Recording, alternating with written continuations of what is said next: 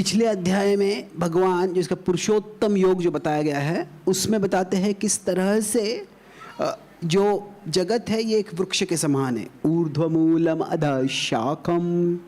तो वो जो बताते हैं अभी ये वृक्ष के जो ऊपर का हिस्सा है नीचे का हिस्सा है उसका वर्णन है। मतलब इस जगत में जो उच्च श्रेणी के जीव है तो क्या है, भगवान बताते हैं कि इस जगत में दो प्रकार के लोग होते हैं।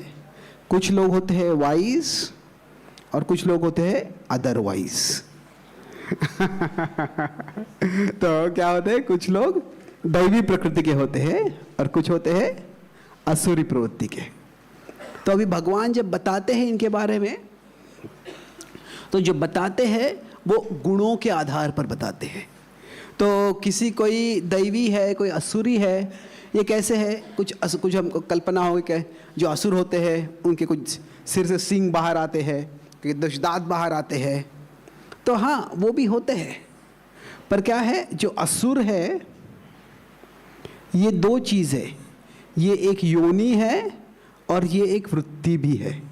It is a species and it is a mentality, दोनों है ये। तो अभी अगर हम रामायण और महाभारत में भेद देखते हैं तो रामायण में क्या है, एक पक्ष में मानव है और दूसरे पक्ष में राक्षस है। तो ये जो है रामायण का युद्ध है। पर अगर हम महाभारत का युद्ध देखते हैं तो क्या है, दोनों पक्ष में कौन है, मानव ही है। जो दुर्योधन कोई राक्षस नहीं था, वो मानव ही था। पर दोनों मानव है, पर क्या है उनमें बहुत फर्क है। क्या है, एक जो मानव है वो दैवी प्रकृति के है, वो कौन है, पांडव है। और जो कौरव है वो कौन है, वो असुरी प्रवृत्ति के हैं। तो यह समझना महत्वपूर्ण है कि जो भगवान बताते हैं ये मानसिकता है, ये विचारधारा है, ये वृत्ति है। तो अभी कुछ लोगों को असुर का शरीर भी मिल सकता है, पर इस अध्याय में भगवान जो है वो वृत्ति के बारे में विचार कर रहे हैं, वो विश्लेषण कर रहे हैं। तो अभी जो विश्लेषण करते हैं उसको वो किस आधार पे करते हैं, वो गुणों के आधार पर करते हैं। कौन से गुण ऐसे हैं जो दैवी प्रकृति के लक्षण हैं और कौन से गुण ऐसे हैं वो असुरी प्रवृत्ति के लक्षण हैं। तो इस अध्याय में जो है 24 श्लोक है।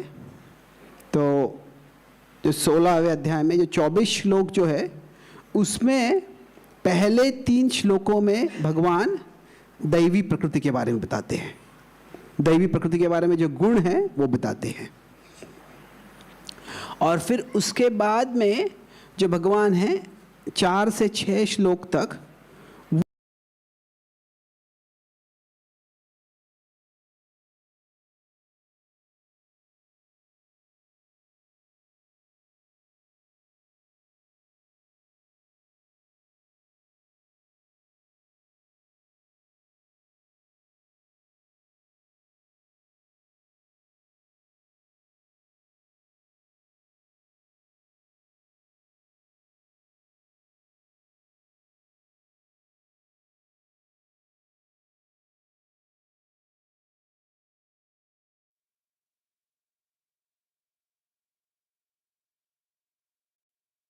असुरी प्रवृत्ति के लोग हैं उनको नरक में ही जाना है, ये ज़रूरी नहीं है। कहते हैं कि वास्तव में जो दैवी प्रकृति के लोग हो या असुरी प्रवृत्ति के लोग हो, वो जिस प्रकार से कार्य करते हैं, तो जो नरक के द्वार है उसके बारे में बता दूंगा, गेट्स टू हेल और हाउ टू अवॉइड, उसके बारे में वर्णन आता है। तो जो असुरी प्रवृत्ति के लोग हैं एक तरह से वो नरक की ओर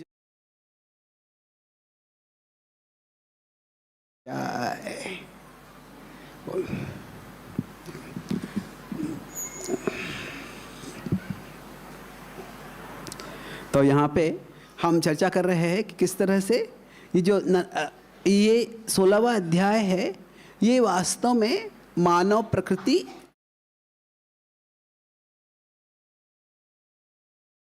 होगा उसके बारे में वर्णन कर रहे हैं।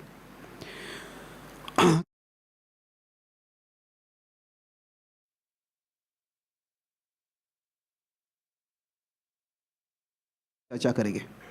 तो पहले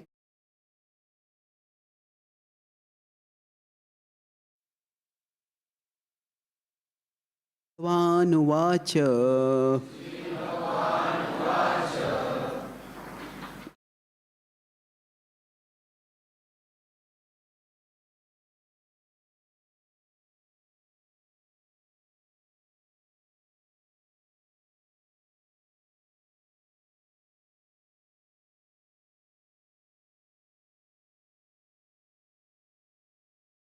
भय का अर्थ बहुत कुछ हो सकता है कि अभय मतलब कोई हमको मारने को आता है तो भय नहीं होता है उसको, तो वो एक तरह का भय है, अभय है। पर यहाँ पे जो भगवान बता रहे हैं कि उसके अभय के बाद तुरंत वो क्या बता रहे हैं, सत्व संशुद्धि। साधारणतः लोग बोले ये बहुत वीर है, ये मतलब क्या है, वो युद्ध करने के लिए तैयार है, किसी से आक्रमण करने के लिए तैयार है।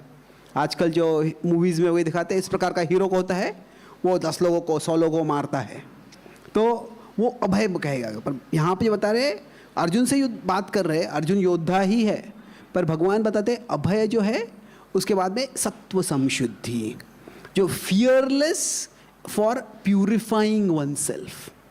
तो अभी अनेक गुण होते हैं, अभी जब भगवान कभी अनेक गुणों की लिस्टिंग करते हैं तो कभी कभी वो लिस्टिंग होता है जब ऐसे उसमें वो लिस्ट में कौन सा पहले आता है कौन सा एंड में आता है उसका भी महत्व होता है। तो ये सद्गुणों का लक्षण है, और एक तरह से कह सकते हैं कि अगर ये सद्गुणों का महल है या अघर है, सद्गुणों का आगार है, तो हाउस ऑफ वर्च्यू, सद्गुणों का ये घर है, तो उस घर का जो द्वार है, जो द्वार है वो है अभय। भी कोई भी सद्गुण किसी को दिखाना है तो उसके लिए दिखाना नहीं है, डेवलप करना है।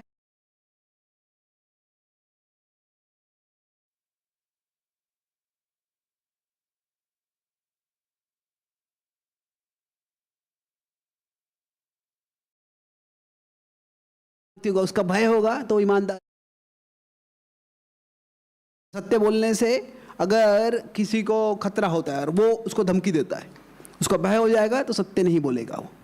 तो यही नहीं, अगर कोई विद्यार्थी है वो कॉलेज में जा रहा है, वो व्यसनों में फंसना नहीं चाहता है, पर क्या होता है कि बाकी जो विद्यार्थी है वो सब व्यसनों में है, शराब पीते हैं, नशा करते हैं, चाहे ड्रग्स लेते हैं, तो वो बोलता है कि अरे तो भाई ये मैं नहीं करता। क्या तुम अभी माँ का दूध पीने वाला बच्चा हो, कब बड़े होने वाले हो तुम। उसका मज़ाक करते हैं, उसको डांटते हैं। अगर उससे वो डर जाता है, अरे ये लोग मेरे बारे में क्या सोचेंगे, तो लोग मेरे बारे में क्या सोचेंगे उसके बारे में हम बहुत सोचेंगे। तो क्या होता है, खास करके अगर ऐसे लोग हो गए जिनमें सद्गुण नहीं है, तो उनके निंदा के भय के कारण हम हमारा भी सद्गुण छोड़ देंगे। तो इसलिए क्या है, अभय जो है, fearlessness is the first virtue. कोई भी सद्गुण किसी को अगर लाना है तो उसको अभय ज़रूरी है। और कभी कभी भय दूसरों का हो सकता है, कभी खुद का भी भय हो सकता है कि अगर मैं आज अच्छा बर्ताव कर रहा हूँ पर कल नहीं कर पाऊँगा, इसीलिए आज करने की क्या ज़रूरत है, आज ही छोड़ दो।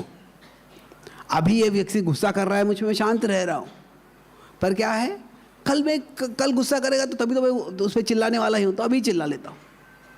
तो क्या है कि अगर खुद का भी ज़्यादा भय रहेगा तो भी हम ये सद्गुण नहीं रख सकते हैं। तो अभयम ये बहुत ज़रूरी है। तो ऐसे आगे भगवान बोलते हैं अभयम सत्व संशुद्धि, ऐसे अनेक गुण बोलते हैं, पर उसमें एक कुछ 2-3 गुणों की हम चर्चा करते हैं। यहाँ पे बोलते हैं अहिंसा सत्यम अक्रोधस, बीच में त्यागः शांतिर अपैशुनम। सो अपैशुनम, अपैशुनम मतलब क्या है कि दूसरों में दोष देखने में कोई आनंद नहीं लेना। तो कभी भी क्या होता है कि हम सब दूसरों में दोष देख सकते हैं। एक्चुअली दूसरों में दोष देखना बहुत आसान होता है, खुद में दोष देखना मुश्किल होता है। अभी मैं लेखक हूँ, तो लिखते हैं तो उसमें प्रूफ रीडिंग एक काम होता है। तो अगर कोई को और कुछ लिख के देता है और उसमें देख रहे तो तुरंत मुझे क्या गलतियाँ दिख जाती है, पर जो मैं खुद लिखता हूँ उसको प्रूफ रीडिंग करना मुश्किल हो जाता है। क्या क्या उसमें जो खुद की कृति होती है, खुद का क्रिएशन होता है, उसमें दोष देखना मुश्किल होता है। पर कभी कभी क्या होता है, कुछ लोग ये सोचते हैं कि दूसरों में दोष देखना ये बुद्धि का लक्षण है। मैं कितना बुद्धिमान हूँ कि मैं सब में दोष देखता हूँ, इसमें भी दोष देखता हूँ, उसमें भी दोष देखता हूँ, उसमें भी दोष देखता हूँ। मुझे बचपन से इंग्लिश में काफ़ी रुचि थी, तो जो बाकी बच्चे भी जो इंग्लिश की रुचि थी उनसे मेरी मैत्री हो गई। मैं मैत्री करता था। तो एक लड़का था, वो क्या करता था, उसको बड़े बड़े लेखक होते हैं, और ये 1980s 90s की बात है ये, तो वो जो 90s की लगभग, तो वो बड़े बड़े लेखकों के बुक पढ़ता था और फिर उनके बुक्स में, उनके किताबों में स्पेलिंग मिस्टेक, ग्रामर मिस्टेक ढूंढता था, और फिर वो अपने पैसे से वो बुक्स जो है उस लेखक को पोस्ट करता था या उसके पब्लिशर को पोस्ट करता कि ये मैंने सारे दोष देखे। तो उसको उसमें बड़ा आनंद आता है। ऐसे नहीं कि वो दोष देखने में उसको अच्छा, वो सर्विस भी कर रहा हूँ, पर उसको अच्छा लगता था कि बड़े लेखकों के लिखान में भी मैं दोष ढूंढ रहा हूँ। तो फिर जब मैं भक्ति में परिचय हो गया मेरा, मैं प्रभुपाद जी के ग्रंथ पढ़े, तो मैंने तो उसको दिया। तो वो बोला कि उसने पूरी भगवद्गीता पढ़ी, बोला ये इतना बड़ा ग्रंथ है, मुझे एक भी गलती नहीं मिली इसमें। तो मैंने बाद में जयद्वैत महाराज, जिन्होंने प्रभुपाद जी के ग्रंथों का प्रूफ रीडिंग किया, वो बताए थे, तो वो सुन के बहुत प्रसन्न हो गए। बोले कि वो उनका स्टैंडर्ड था कि अगर आप कोई किताब लिख रहे हो तो कम से कम उसको 25 बार प्रूफ रीड करना चाहिए। तो बोले हर एक किताब के लिए उस समय हम एक पूरा सैक, एक पूरा गोनी भर के उसके प्रूफ रीड पेजेस होते थे, मैन्युस्क्रिप्ट होते थे। तो 25 मैन्युस्क्रिप्ट हम प्रिंट करते थे, उसको क्लीन करते थे, सब उसमें दोष नहीं है को देते, फिर वो प्रिंट करते थे। तो क्या है, कुछ लोगों को दोष देखने में बड़ा आनंद आता है, पर दोष देखना खासकर कलयुग में अगर इसको कोई बुद्धि का लक्षण मानता है, अरे मैंने इसमें दोष देखा, उसमें दोष देखा, तो वो उतना ही बुद्धि का लक्षण है जितना कोई सागर में पानी को देख पाए। सागर में पानी देखने के लिए कितना बुद्धि लगता है, बहुत बुद्धि लगता है। क्यों? क्योंकि सब जगह पानी ही है। तो जिसको लगता है इसके लिए बहुत बुद्धि चाहिए, उसको बहुत बुद्धि और चाहिए। तो क्या है, कलियुग जो है कलेर दोषो निधे राजन है। कलयुग में दोष, यह दोषों का सागर है। तो इस कलयुग में अगर हम दोष देखने चाहेंगे तो क्या है, सब जगह दोष ही दिखेंगे हमको।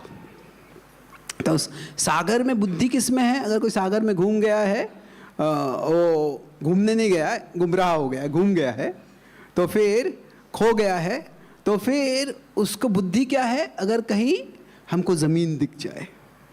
तो वैसे ही कलयुग में जो बुद्धि है, वो बुद्धि इसमें है कि इसमें कुछ सद्गुण दिखे। तो अपैशुनम, दूसरों में दोष देखने में आनंद नहीं लेना। कभी कभी जिम्मेदारी होती है तो दोष देखना होता है। कोई कोच है, कोई ट्रेनर है, कोई सिखा रहा है कुछ, तो जिसमें सिखा रहा है उसमें दोष देखना पड़ेगा। माता पिता हो गए तो बच्चा कुछ गलत कर रहा है तो उसमें दोष देखना पड़ता है, पर वो दोष देखने में आनंद नहीं लेना। वो एक कर्तव्य के रूप में करना, पर दोष देखने में आनंद लेना। हम सबको पता है जब कोई दोष बताता है हमको तो किस भाव से बता रहा है। बोलता है कि I am very sorry to tell you, तो बोलते हैं, बोल रहे हैं आई एम वेरी सॉरी, पर चेहरे पे इतना आनंद दिख रहा है कि वो सॉरी नहीं है, बिल्कुल बोल रहे हैं, उनको बड़ा आनंद हो रहा है कि हम में दोष देखें। तो अपैशुनम, दूसरों को दोष देखने में आनंद न लेना। अभी इसको दैवी प्रकृति क्यों बताई गई है? क्योंकि इसका एक महत्वपूर्ण कारण है कि हम सबके जीवन में कई बार क्या होता है, दुख आते हैं, अलग अलग प्रकार से दुख आते हैं। तो एक बार एक व्यक्ति एक सागर के तट पे रहता था। तो शाम का समय था, तो अच्छा वातावरण था, तो उसके पास बोट थी, तो बोट में वो तैरने लग गया। तो शाम था, थोड़ा अंधकार हो गया था, तो ज़्यादा दिख नहीं था, थोड़ा सा दिख रहा था। उसने देखा कि सामने से एक बोट आ रही है, और जब बोट आ रही है तो उसने, अरे बाजू को हो जाओ, ये मेरा जगह है, वो बोल रहा था, पर वो बोट वैसे ही आती रही। मैं बोला तुमको बाजू को हो जाओ, फिर बाजू को चाहिए हो रहा था। तो अभी बोट टकराने वाली थी, मैं बोल रहा हूं तुमको बाजू को हो जाओ, तो फिर भी वो बाजू को नहीं हो रहा था। फिर बाद में खुद ही बाजू को हो गया और फिर चिल्लाने वाला था, कौन है ये बात नहीं सुन रहा है। और तभी उसने देखा कि वो बोट खाली थी, वो बोट में कोई था ही नहीं, वो नदी के प्रवाह के कारण हिल रही थी वो। तो कई बार क्या होता है, हमारे जीवन में दुख ऐसे ही आ जाते हैं, पर हम किसी को दोष देने के लिए ढूंढते हैं कि ये दुख किसके कारण आ गया, उसके कारण आ गया। तो क्या होता है, जब दुख आते हैं तो हमारा स्वभाव होता है कि तुरंत वो दुख के लिए मुझे आई नीड अ विलन, कोई विलन है उसके कारण दुख आया है। तो इसको कई बार क्या होता है, पॉलिटिक्स में स्केप गोटिंग होता है। स्केप गोटिंग मतलब किसी को, प्रभुपाद बोलते हैं, किसी को बुरे कुत्ते को बुरा नाम दे दो, फिर उसको मार डालो। तो जब लोग होते हैं, हम सबके जीवन में दुख आता है, पर जब तक ये भाव रहता है कि मुझे कोई विलन ढूंढना है जिसके कारण मेरे जीवन में दुख आता है। अभी विलन हो सकता है, कई बार होते हैं लोग से जो हमारे जानबूझ के हमें दुख दे रहे हैं, पर जब हमारी वृत्ति वो हो जाती है कि हमेशा कोई विलन ढूंढना है मुझे, तो अगर हम विलन को ढूंढ रहे हैं हमारे जीवन में, तो हम हीरो को कभी नहीं खोज पाएंगे। तो जो भगवान है वो परम गुणवान है, वो परम हीरो है। तो जब तक हम हमारे जीवन के दुख के लिए कोई विलन देख रहे हैं, तो वही हमारी चेतना रहेगी। अरे इसके कारण मुझे दुख हो रहा है, इसके कारण मुझे दुख हो रहा है, इसके कारण मुझे दुख हो रहा है। तो जो अपैशुनम है वो उसको दैवी प्रकृति बोला गया है, क्योंकि जब तक हम दोष देख रहे हैं, दुखों के कारण के लिए किसी को जिम्मेदार देख रहे हैं, तब तक हम क्या है, हमारे जीवन का our story is driven by the villain, not by the hero.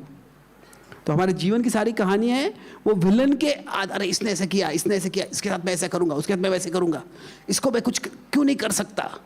तो अपैशुनम ये दैवी प्रकृति का बड़ा महत्वपूर्ण लक्षण है। तो जो इस तरह से ये दैवी प्रकृति के कई गुण भगवान बताते हैं, पर ये इसमें महत्वपूर्ण चीज़ है, बताए भवन्ति संपदम दैवीम अभिजातस्य भारत, कि अभिजातस्य मतलब इससे हमारा जन्म हुआ है या इसके साथ हमारा जन्म हुआ है। तो अभी यहाँ पे वैदिक शास्त्रों में एक चीज़ महत्वपूर्ण है कि अगर कोई जन्मजात है, किसी को बोलते कोई जन्म से बीमारी है, इंग्लिश में कहते हैं कॉन्जेनिटल, बचपन से जन्म से ही बीमारी है। तो जो हमारी प्रवृत्ति होती है वो हमारे जन्म से होती है। जन्म से होती है मतलब क्या है, क्या यह आत्मा का लक्षण है? अगर जन्म से है, अगर कोई बहुत शांत प्रवृत्ति का है, कोई बहुत क्रोधी प्रवृत्ति का है और जन्म से ही वैसा है वो, तो क्या मतलब वो आत्मा का लक्षण है? वो नहीं। किसका लक्षण है वो? पर शरीर तो अभी जन्म हुआ है उसका। किसका लक्षण है वो? हाँ, मन का लक्षण है वो। क्या है कि जो आत्मा है वो हमेशा शुद्ध रहता है। अभी जब हमारा जन्म होता है, मान लीजिए पिछला जन्म है, पिछले जन्म में शरीर है, मन है और आत्मा है। तो बॉडी, माइंड और सोल, ये तीन चीज़ें हैं। तो अभी जब मृत्यु होती है तो मृत्यु के समय जो शरीर है वो नीचे गिर जाता है। जो शरीर है वो नीचे गिर जाता है और फिर मन और आत्मा जो है ये दोनों बाहर निकलते हैं। और फिर जो मन और आत्मा है वो किसी नए शरीर में जाते हैं। ये जो है न्यू बॉडी। तो जब हम नए शरीर में जाते हैं तो आत्मा के साथ मन भी जाता है, और मन जो होता है, ये मन पे अलग अलग प्रकार के इम्प्रेशंस होते हैं, उस पे अलग अलग प्रकार के संस्कार होते हैं। तो कुछ संस्कार होते हैं वो अच्छे होते हैं, कुछ बुरे होते हैं। तो सब लोगों में अच्छे और बुरे संस्कार होते हैं, पर कुछ लोगों में जो संस्कार होते हैं ज़्यादा बुरे हो सकते हैं, कुछ लोगों में ज़्यादा अच्छे हो सकते हैं। अभी सब बच्चे जो छोटे होते हैं तो रोते हैं, पर कुछ बच्चे ऐसे रोते हैं कि अगर उनको ध्यान नहीं दिया तो लगता है सारे घर को नीचे गिरा देंगे अभी वो। तो क्या होता है, उनमें शायद क्रोध थोड़ा ज़्यादा है। तो अभी जो दैवी और असुरी प्रकृति जो पिछले पहले जन्म से आ रही है, मतलब क्या है, हम सबके मन में उस प्रकार के कंडीशनिंग है, उस प्रकार के छवियाँ है, संस्कार है उसमें। तो अभी भगवान बोलते हैं कि दो प्रकार ये जो है अभिजातस्य है, पर उसके बाद में एक तरह से 3 श्लोकों में ही वो दैवी प्रकृति के बारे में वर्णन जो है अंत करते हैं, और फिर जो असुरी प्रवृत्ति है उसका वर्णन करते हैं। दंभो दर्पो अभिमानश्च क्रोध पारुष्यमेव च अज्ञानं चाभिजातस्य पार्थ संपदमासुरीम्। तो यहाँ पे बता रहे हैं ये दंभ दर्प और अभिमान है, ये वास्तव में तीनों अहंकार के अलग अलग प्रकार के लक्षण हैं। तो कैसे होता है कि people who don't respect themselves become most agitated when others don't respect them. जिसमें खुद को आदर नहीं है, खुद का स्वाभिमान नहीं है, खुद के प्रति आदर नहीं है, अगर दूसरा कोई अनादर करता है तो उसको बहुत गुस्सा आ जाता है। वो क्या है कि अंदर से कुछ आदर नहीं है। जो जिसको खुद का सिक्योर है, हाँ मैं कार्य सही कर रहा हूँ, तो क्या होता है दूसरे लोग निंदा भी करते हैं तो ठीक है। प्रभुपाद जी कहते हैं कि the dog may bark but the caravan rolls on, कि जो कुत्ते भौंकते रहते हैं पर जो राजा का रथ है वो आगे चलते रहता है, कुत्ते के भौंकने से रुकता नहीं है वो। तो जो असुरी प्रवृत्ति के लोग होते हैं उनमें ये जो गुण होते दंभ दर्प और अभिमान, ये काफ़ी है। फिर क्रोध पारुष्यमेव च,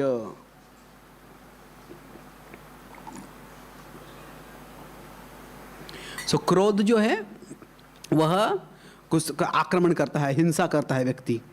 और पारुष्य है जो है खास करके वचनों में होता है, गालियाँ देता है, जो बुरे शब्द बोलता है।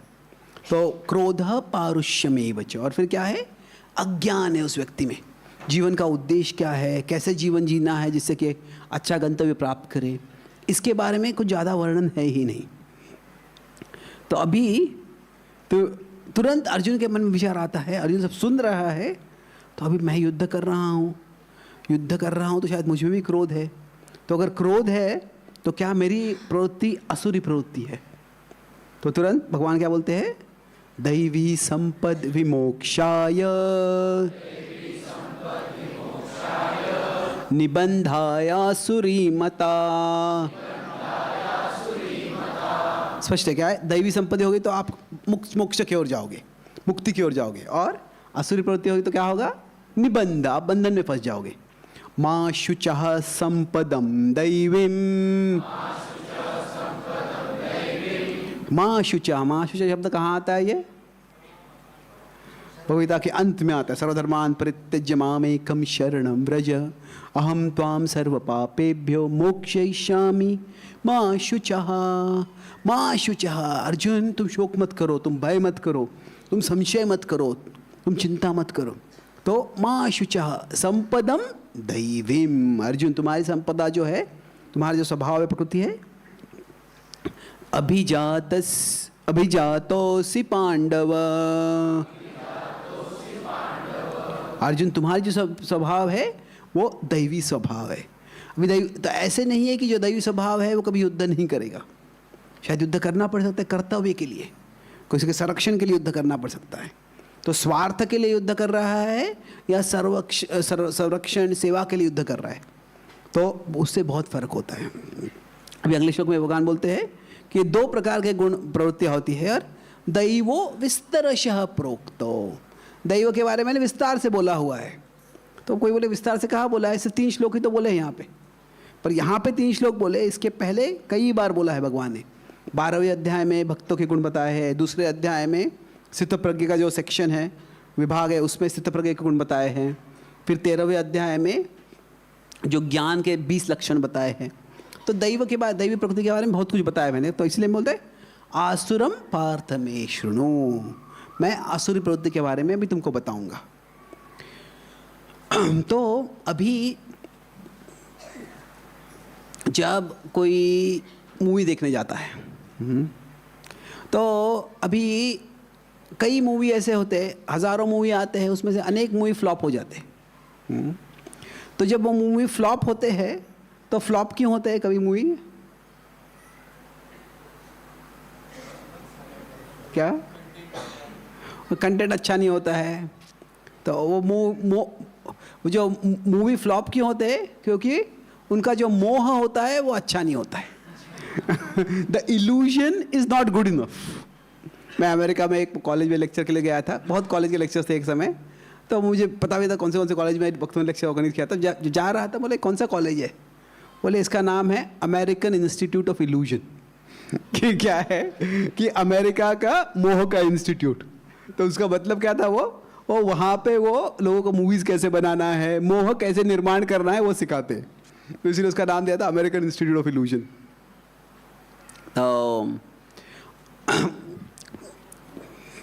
मैं एक वक्त तो बताया था इसके बारे में, बोले थे वरिष्ठ वक्त बोले थे कि तो America is an institute of illusion, कि वहाँ से बहुत प्रकार के मोह आते हैं। ऐसा सत्य नहीं है, वहाँ पे भी बहुत कुछ संस्कृति वगैरह है, पर एक तरह से है, भौतिकवाद है वहाँ पर ज़्यादा। पर तो अभी क्या है कि जब हम कोई मूवी देखते हैं, साधारणतः हम उसके हीरो के साथ आइडेंटिफाई करते हैं या हीरोइन के साथ आइडेंटिफाई करते हैं, पर अभी जो विलन होता है उसको हम बुरा मानते हैं, और विलन जब पीटा जाता है, उसे मारा जाता है, तो उससे लोगों को आनंद होता है। तो एक है कि विलन को बुरा मानना वो अच्छा है, पर कभी कभी जो विलन को बुरा मान लेते हैं तो फिर क्या है, वो विलन की मानसिकता है, ये विलन क्यों बना? क्या पहले से ऐसा ही है कि कुछ परिस्थिति से बना है? तो जो विलन्स के बारे में थोड़ा विचार करते हैं तो क्या होता है कि हमें थोड़ा समझ में आता है कि शायद ऐसी वृत्ति मुझ में भी हो सकती है। उस डिग्री तक, उस हद तक नहीं होगी, पर वो वृत्ति मुझ में भी है। तो बेसिकली जब हम लोगों को देखते हैं तो लोगों का चरित्र कैसे दिखता है? उनके एक्शन से दिखता है। व्यक्ति किस प्रकार का कार्य, व्यक्ति का चरित्र क्या है वो हम आसानी से नहीं देख सकते हैं। हम सबसे पहले क्या देखते हैं व्यक्ति का? अगर मैं यहाँ पे हूँ, किसी और व्यक्ति को देख रहा हूँ, तो मैं सबसे पहले उसके एक्शंस देखता हूँ, और फिर एक्शंस के बाद में मैं उनका एक्शंस के बाद में उनका मोटिवेशंस देखता हूँ। और फिर साधारणतः किस हद तक हमको मोटिवेशन पता है ये हमें पता नहीं है, कि व्यक्ति का जो मोटिवेशन क्या है हम देखने का प्रयास करते हैं, और जितना तक हम उसका करने का कारण क्या है, विचारधारा क्या है, वो समझ में आता है, तो फिर अच्छा ये ऐसे विचार करता है, ओके, तो ऐसे विचार करने वाला तो अच्छा व्यक्ति है।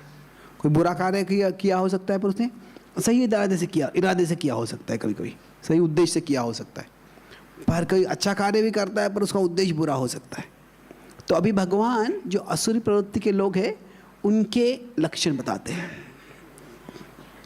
तो उसके कई लक्षण बताते हैं, पर हम उनमें से कुछ लक्षणों पर जोर देंगे। कुछ हम देखेंगे इसके बारे में। तो सबसे पहले बताते हैं वो प्रवृत्तिम च निवृत्तिम च। तो प्रवृत्ति और निवृत्ति मतलब क्या कार्य करना है, क्या कार्य नहीं करना है। जना न विदुरासुरः। तो जो असुरी प्रवृत्ति के लोग हैं वो क्या करना है क्या नहीं करना है इसके बारे में उसकी परवाह ही नहीं करते। जो ऐसे इच्छा होगी जो करना है वो कर लेते हैं। तो अभी क्या होता है कि हर समाज में कुछ प्रकार का स्टैंडर्ड होता है बिहेवियर का, उसको कल्चर कह सकते हैं, उसको नॉर्म्स कह सकते हैं, जो भी नाम लेंगे, कि कुछ अपेक्षा होती है।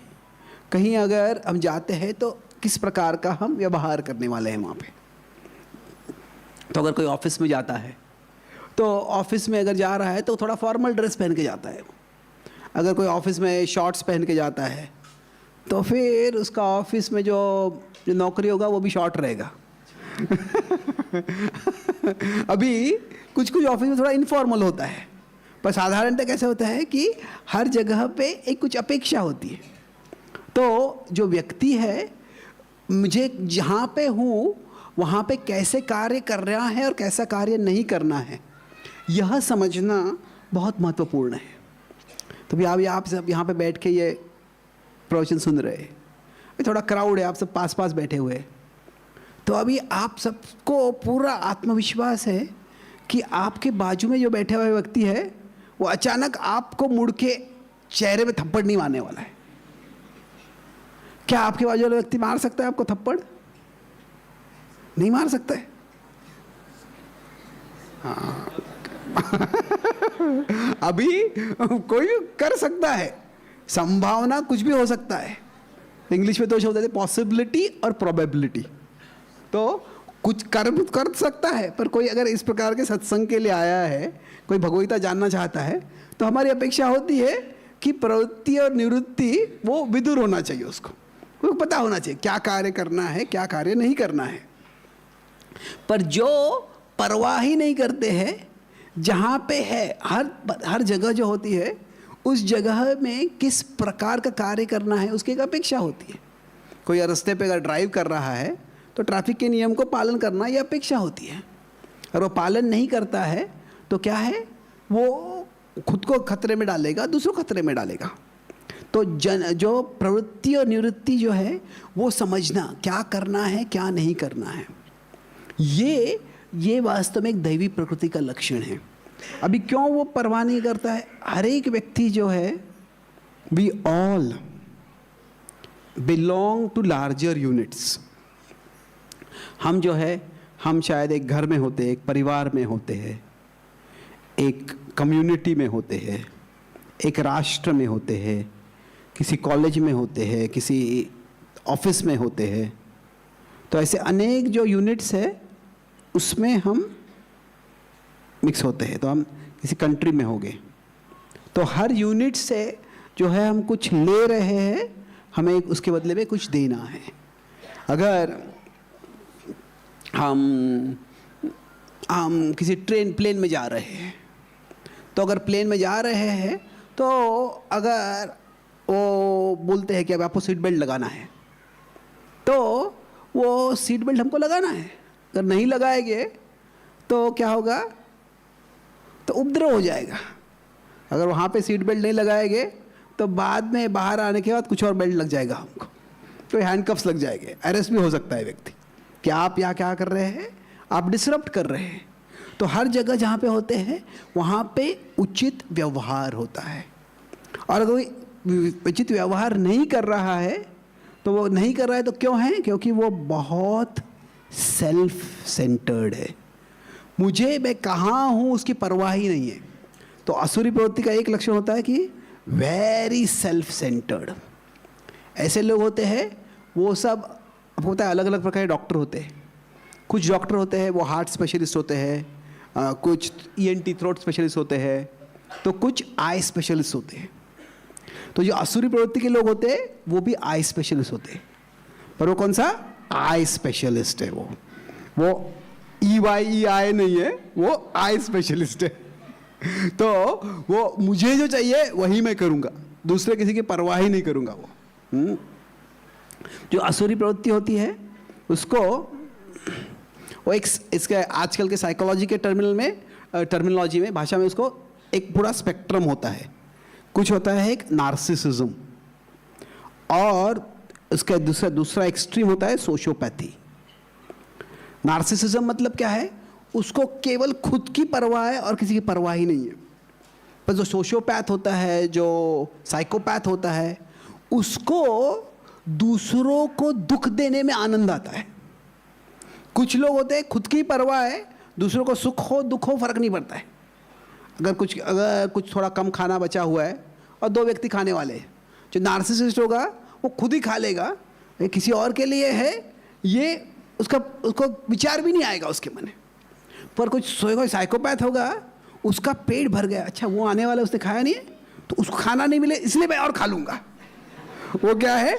दूसरों को दुख देने में आनंद लेता है। तो ये दोनों है, ये आसुरी प्रवृत्ति है। पर इसमें से कौन सी ज़्यादा आसुरी है?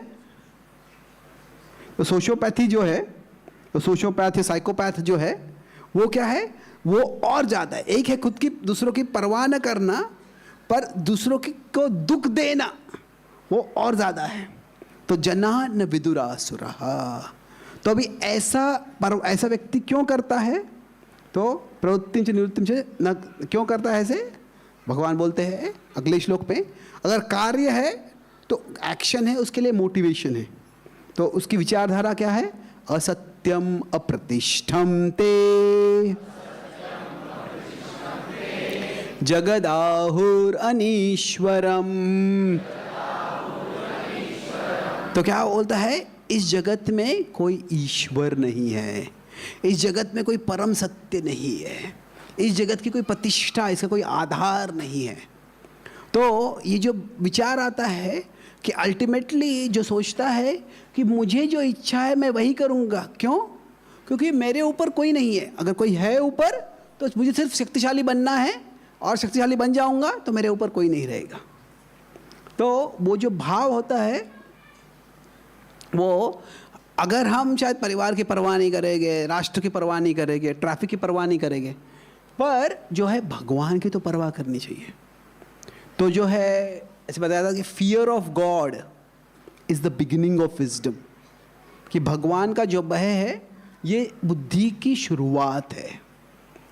और अगर किसी को भगवान का भय नहीं है तो हमें ऐसे व्यक्ति का भय होना चाहिए। क्योंकि क्या है, उस व्यक्ति के बर्ताव में कुछ सीमाएं नहीं होगी, सीमाओं की कुछ ज़रूरत नहीं है उसको लगता है क्या ज़रूरत है, मैं जो कर सकता हूँ करूँगा और जितना करना चाहूँगा वो करूँगा। तो यह जो है असुरी प्रवृत्ति के एक कार्य है, और उसके पीछे एक विचारधारा है। विचारधारा क्या है कि असत्यम अप्रतिष्ठम ते। तो विश्व में अभी नास्तिकवाद फैल रहा है। जब नास्तिकवाद जो फैल रहा है, मैं ऑस्ट्रेलिया में गया था, तो वहाँ पे उन्होंने एक इंटरफेथ डिबेट था, अलग अलग धर्म के प्रतिनिधि आए थे और वो डिबेट कर रहे थे। एक्चुअली डिस्कशन था, डिबेट नहीं था, पर वो टॉपिक क्या था, बड़ा दिलचस्प टॉपिक था। वो टॉपिक था why has God not died till now, कि अभी तक भगवान मर क्यों नहीं गए। बोला ये क्या टॉपिक है भाई। तो क्या था, तो भाव क्या था कि पाश्चात्य देशों में काफ़ी समय से इस विचारधारा थी कि जैसे विज्ञान की प्रगति होगी तो उससे क्या होगा, लोग समझ जाएंगे कि भगवान को मानना ये कितना इरेशनल है, कितना अनसाइंटिफिक है, ये अवैज्ञानिक है। जैसे वैज्ञानिक प्रगति होगी वैसे जो है नास्तिकवाद स्वाभाविक आ जाएगा। तो इसीलिए लगभग 18वीं शताब्दी के 19वीं शताब्दी के बीच से ही 1850 से ही लगभग ऐसे लोग विचारवान थे, वो प्रचार कर रहे थे कि भगवान भी मरने वाले हैं, गॉड इज़ डेड। उनका भाव था भगवान जो है अस्तित्व था ही नहीं कभी, पर लोगों के मन में विचार था कि भगवान है, पर वह विचार भी अभी नहीं रहेगा। क्योंकि क्या है, विज्ञान की प्रगति हो जाएगी तो लोगों को समझ में आ जाएगा कि ये जो है ये पूरे मूर्खता है। पर पहले जो कई नास्तिक लोग थे, वो रूजो, वोल्टेयर, ये सब नास्तिक लोग जो थे, वो क्या बोलते थे कि जो नास्तिकवाद है ये बुद्धिमान लोगों के लिए। वो नास्तिकवाद के बारे में बात करते थे, पर उनका पाखंड ऐसे था कि वो बात करते, जब नास्तिकवाद के बारे में मीटिंग करते थे, बोलते थे कि हमारे कोई सर्वेंट से, हमारे घर में कोई काम करने वाले हैं, उनको नास्तिकवाद के बारे में सुनना नहीं चाहिए। क्यों? अगर वो नास्तिकवाद के बारे में सुनेंगे तो हमारे घर में सोना चांदी वो चोरी करने लग जाएंगे। तो उसका भाव क्या था कि आस्तिकवाद है तो लोग नियम पालन करेंगे, नास्तिक हो जाएंगे तो नियम पालन नहीं करेंगे। तो इसीलिए उनका भाव था कि जो धर्म है ये केवल कम बुद्धि वाले लोगों के लिए है, ताकि वो कुछ नियम पालन कर सके, नियम पालन करे इसलिए है। पर समाज में हुआ क्या कि धर्म के नास्तिकवाद वास्तव में बढ़ा नहीं है। कुछ हद तक बढ़ा है, पर जिस हद तक जो धर्म का विनाश होगा, भगवत की श्रद्धा का विनाश होगा, वैसे हुआ नहीं है। क्यों नहीं हुआ है? क्योंकि ये जो है यहाँ पे भगवान बताते हैं कि जब अपरस्पर संभूतम कि मन्यत काम हेतुकम, बताते हैं कि जब हम जब नास्तिकवाद स्वीकार कर लेते हैं तो जीवन के लिए कुछ अर्थ ही नहीं रहता है। तो जीवन का अर्थ क्या है कि सबके जीवन में दुख होता है, दुख सबके लिए अनिवार्य है। तो एथीज़म और थीज़म, नास्तिकवाद और आस्तिकवाद में फ़र्क क्या है कि दोनों, नास्तिक हो या आस्तिक हो, दोनों के जीवन में दुख आने वाला है। यह अनिवार्य है क्योंकि ये निसर्ग का स्वभाव है। सब बूढ़े होने वाले, सबको बीमारी होने वाले, सबको आध्यात्मिक आदि भौतिक क्लेश है। पर जो आस्तिक है उसके लिए क्या है, उसके जीवन में कुछ आशा है। क्या आशा है कि जो जब दुख है वो दुख का कुछ उद्देश्य है, कि the pain has a purpose, कि ये जीवन में जो भी दुख आ रहा है उसका कोई उद्देश्य है। शायद इस जगत के परे कोई और जगत है, वहाँ पे मैं जाऊँगा, वहाँ पे दुख नहीं है, या इन दुखों से मैं आगे बढ़ूँगा तो उससे मैं कुछ इम्प्रूवमेंट होगा, भगवान मुझे बाद में कुछ, मैं सही कार्य करूँगा तो भगवान मुझे कुछ आशीर्वाद देंगे। तो जो नास्तिकवाद है वो दुख नहीं निकालता है किसी के जीवन से, दुख तो सबको ही रहने वाला है। जो क्या करता है कि दुख का कुछ अर्थ है वो निकाल देता है। तो इसीलिए ये बहुत निराशावादी है। और ये पाश्चात्य देशों में जितने लोग नास्तिक बनते जाते हैं उतना उनका डिप्रेशन ज़्यादा हो जाता है, स्ट्रेस ज़्यादा हो जाता है, नकारात्मक भाव ज़्यादा हो जाता है। तो अनेक ऐसे वैज्ञानिकों ने रिसर्च किया है कि जितने लोग धार्मिक होते हैं उतना उनका मेंटल हेल्थ और अच्छा रहता है। जो लोग डिप्रेशन उनका कम होता है, कि जो उनका जो एंग्जाइटी होता है वो उतना ज़्यादा, चिंता ज़्यादा रहता है। तो कि जो होप रहता है, पर यहाँ पे कोई होप रहता नहीं है।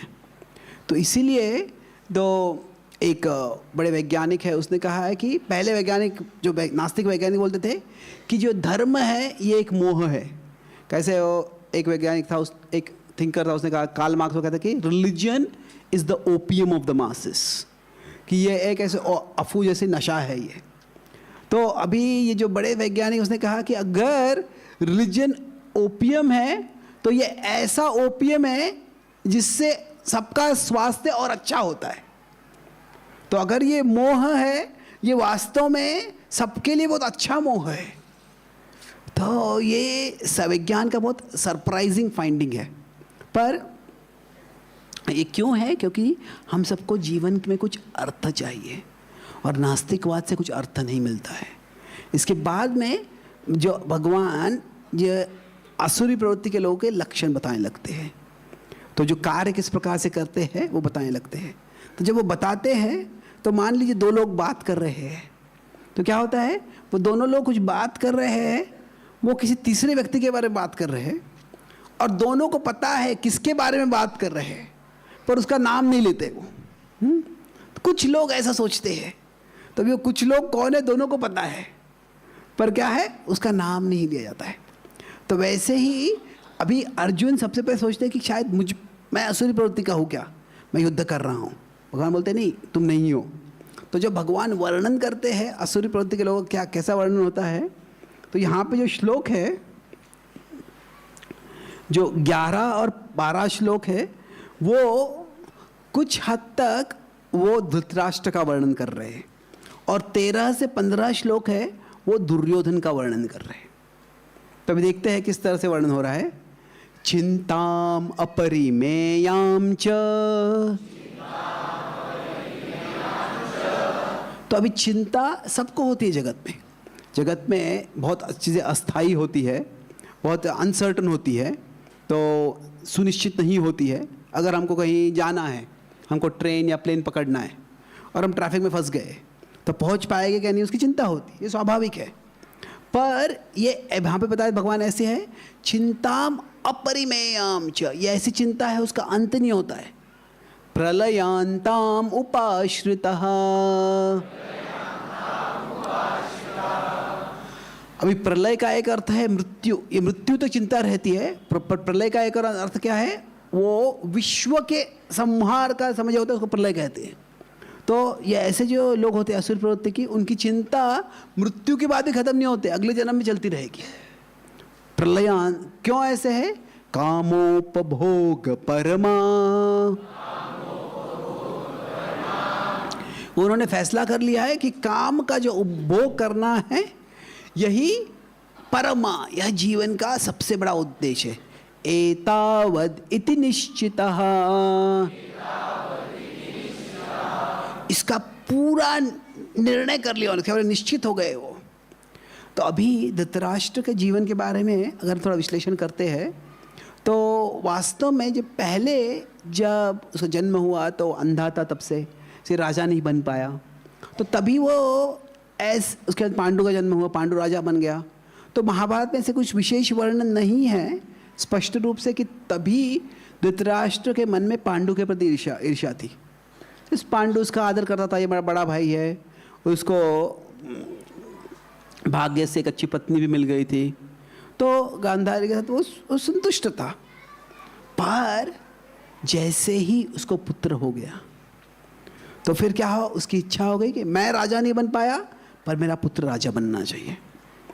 और उसके बाद में राज्य मिलेगा नहीं मिलेगा, राज्य मिलेगा नहीं मिलेगा, उसके बारे में उसको हमेशा चिंता रहती थी।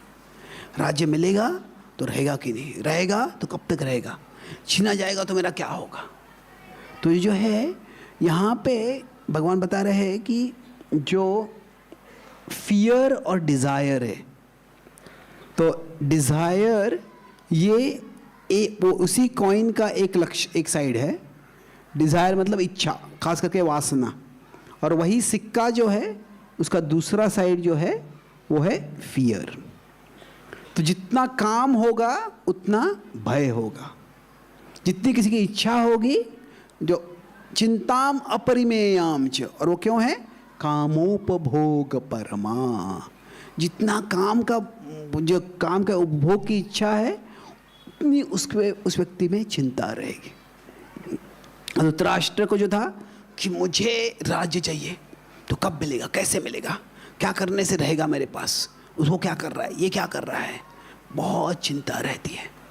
तो जितना हमारी इच्छाएं बढ़ती है, खास करके भौतिक चीज़ों की इच्छाएं बढ़ती है, उतनी हमारी चिंता बढ़ती है। अभी सबको पैसा कमाना है, वो अर्थ ज़रूरी है, धर्म अर्थ काम मोक्ष, वो एक चीज़ है हमारे जीवन में। पर मान लीजिए कोई बहुत स्टॉक मार्केट में जाता है और ऐसे लॉन्ग टर्म शेयर नहीं, वो क्या है, अरे यहाँ पे ये शेयर बढ़ गया, ये कम हो गया, ये कम हो गया, ये कम हो गया। तो क्या होता है, जितना उसको पैसा कमाने का जो नशा है रहेगा, तो उसका उतना स्ट्रेस बढ़ जाएगा, उतना चिंता बढ़ जाएगी। तो जितना काम है उतनी चिंता रहेगी। तो अभी जो असुरी प्रवृत्ति के लोग होते हैं, उनको लगता है कि उनके जीवन में काम के अलावा और क्या काम हो सकता है। जो काम वासना है वही जीवन का लक्षण है। तो क्या होता है, जितना काम ज़्यादा होता है, जितना संस्कृत काम ज़्यादा हो जाता है, उतना इंग्लिश काम कम हो जाता है। तो क्या है, जितना व्यक्ति में काम वासना बढ़ जाती है तो शांति चली जाती है। तो अभी हम कह सकते हैं कि जो चिंता है एक तरह से इनसिक्योरिटी है या डेंजर है, खतरा है। यह भौतिक जगत में हमेशा से होता है, हमेशा से रहा है। अभी 500 साल पहले जाएंगे, 1000 साल पहले जाएंगे, वहाँ पे भी खतरे हुए करते थे। वहाँ पे कोई शेर आके आपको मार डालेगा, कोई आक्रमण करने वाला राजा आ जाएगा और आक्रमण करेगा। वो खतरे हमेशा हुआ करते थे। पर पूर्व के समय में लोगों को पैनिक अटैक आ रहा है, लोगों को स्ट्रेस के कारण ब्रेकडाउन हो रहा है, उनको एंग्जाइटी के कारण वो कुछ काम नहीं कर पा रहे। ऐसे इसका कुछ ज़्यादा वर्णन नहीं है। तो अभी कोई युद्ध में जाता है, अमेरिका में जो लोग युद्ध में जाते हैं, जब आ जाते हैं तो वो वेटरन्स को PTSD होता है, को ट्रॉमा होता है। तो अभी पहले युद्ध में लोग जाते थे, ऐसा कोई ज़्यादा वर्णन नहीं है उसका। क्योंकि क्या है कि उस समय थोड़ा आध्यात्म के बारे में ज़्यादा ज्ञान था। तो अगर हमारे जीवन में काम ही सबसे बड़ी चीज़ है, काम ही जीवन का काम है, तो कभी भी काम तमाम हो सकता है। तो क्या होता है, तो उसके कारण चिंता बहुत बढ़ जाती है।